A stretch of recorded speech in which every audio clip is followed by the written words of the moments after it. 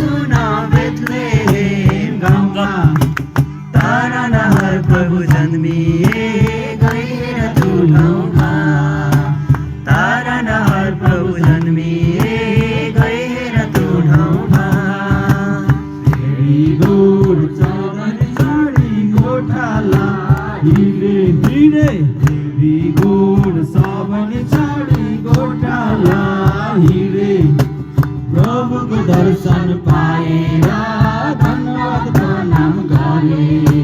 प्रभुको दर्शन पाएर धन्यवाद प्रणाम गरे। चरण छोड्दा रात परी गयो गयो।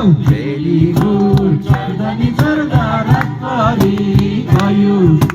लौ अब ल्याए गोठैमा गोठालाहरूले।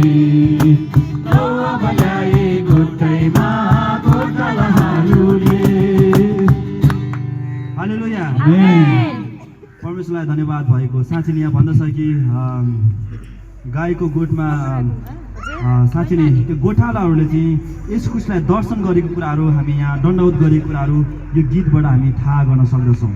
अनि तपाईँहरू हामीलाई लागिरहेको होला कतिजनालाई हामी यस ठाउँमा किन भेला भइरहेका छौँ, किन हामी रमाइरहेका छौँ। अब हामी यस्तो समयमा आएका छौँ कि आज हामी किन यस ठाउँमा भेला भएका छौँ।